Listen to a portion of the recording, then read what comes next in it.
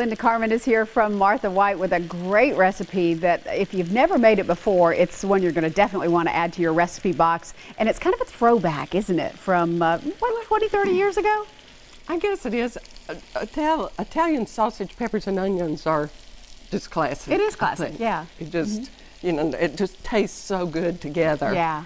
But it's like we were talking about, sometimes we forget that I experienced recipes at a point in time where maybe there are a lot of younger homemakers and cooks who haven't really discovered it. I'm sure peppers and onions, Italian sausage is something everybody knows about. I don't know. If not, this is something you're definitely going to want to try. This smells fantastic. This is a, actually, this was Mindy Merrill's idea. Oh. Mindy is a so smart. guest on your show sometimes. She is, She said, why don't we do cornbread on the top of sausage, peppers, and onions? Yum. I thought, well, that's a fabulous idea. So we've already gotten started here. What kind of sausage did you start with? Well, I like to do the link sausage and take the casing off and just chop it into about 1-inch pieces. Okay. Let's turn that down a little bit now. Kind of getting a sausage and onion facial here. Yeah.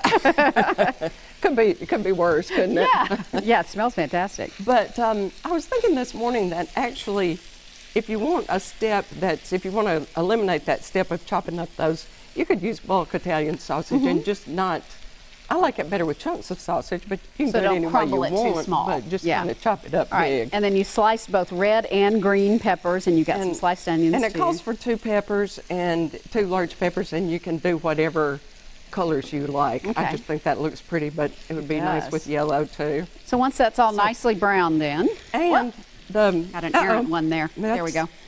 And we were talking about one of the things about browning meat is it kind of popped when I put the sausage in, but you know, starting on a low temperature, it just kind of turns gray. You need to start it off pretty high, so that it browns. That's a good tip. And then these are tomatoes with oregano, basil, and garlic. Okay. You can find that already prepared in the can, so you don't have to worry about adding the spices. And it's very available. Okay. So you just heat that up a little bit, and then put some cornbread on the top.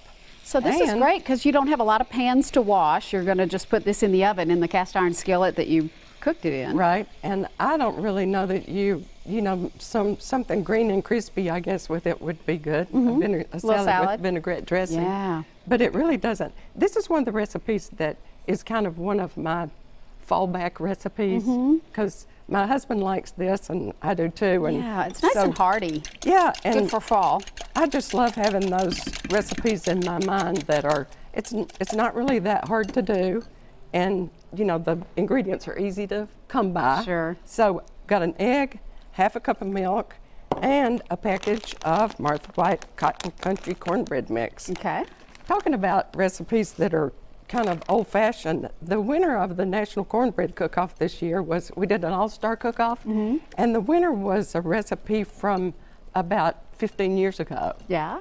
And it was, and I was so excited because it had collards and sausage in it, and tomatoes and things. But sounds really good. But you know, we had some bloggers that really said people like recipes that are simple. You know, we love these kind of upscale things, but this one's real straightforward. You just do easy. Yeah. Kind of like this one. So, like this. Okay. So, let's turn this off now. And you can do the cornbread any way you want to. This, I put a cup of cheese in it. Okay. Where's our salt and pepper going? Oh, yeah, it goes in there. Oh, okay. Sorry. That's okay. Just want to be sure. All right. We'll get that in real quick. Stir that up. All right. And then one of the reasons I like to see the filling in these cornbread casseroles. Because you just have a sheet of cornbread on the top. You don't really know what's in the bottom.